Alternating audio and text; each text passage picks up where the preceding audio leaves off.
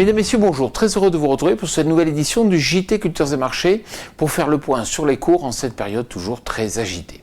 Alors nous commencerons cette émission en évoquant la suspension des exports de blé roumain vers les pays tiers. Nous mettrons ensuite le cap sur la Russie où des précipitations sont attendues. Nous tenterons ensuite de comprendre pourquoi la situation pour le blé s'annonce particulièrement tendue au Maroc. Et enfin, nous évoquerons la baisse des surfaces de colza en France et les conséquences qui en découlent.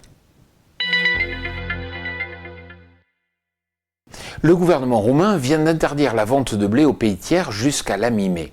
C'est le premier pays à prendre une telle décision du fait de la pandémie. Alors, quelles conséquences? Tout d'abord, cela attise des inquiétudes concernant l'approvisionnement alimentaire mondial et cela rappelle les interdictions passées qui avaient provoqué la flambée des prix et le chaos dans certains pays.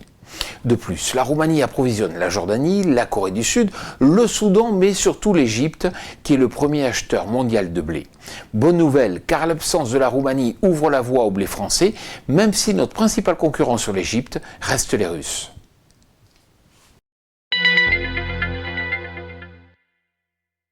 Les cours du blé sur Euronext ont largement profité en ce début avril des craintes liées aux conditions sèches en mer Noire. Mais voilà, les pluies sont de retour, de quoi faire du bien aux cultures et soulager les inquiétudes des analystes de marché. Attention cependant, car un temps sec peut toujours survenir d'ici la moisson, ça a d'ailleurs été le cas l'an passé.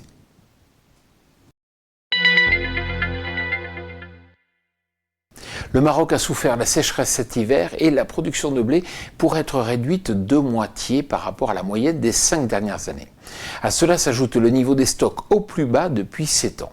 Alors ce pays devrait donc être acheteur de blé avec même un niveau d'importation record. C'est pourquoi les droits de douane sont nuls jusqu'au 15 juin, ce qui est vraiment très inhabituel à cette période. La fermeture estivale du marché marocain risque donc d'être très brève cette année, avec une réouverture attendue probablement dès le début de l'automne. Pour mémoire, le Maroc achète des céréales françaises, mais importe aussi des blés ukrainiens.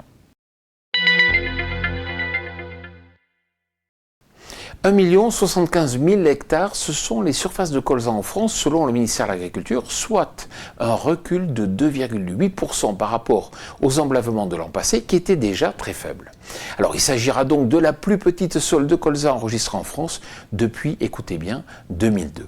À l'échelle européenne, les surfaces de colza sont également à un niveau historiquement bas. Pourquoi? Certainement à cause du sec d'août dernier qui a limité les semis, mais aussi du fait des impasses techniques en termes d'insecticides observées dans toute l'Union. Soyez vigilants, car cela confirme la perspective de faible disponibilité en France, comme en Europe, pour la nouvelle campagne. Comme je vous le dis chaque semaine, si vous recevez un email qui vous informe de la mise en ligne de ce JT, bien sûr, n'hésitez pas à le transférer à tous vos amis, à tous vos collègues. Cela nous aide à mieux faire connaître notre émission. Voilà, je vous souhaite une excellente semaine et en particulier à ceux qui ont débuté les tout premiers semis de maïs.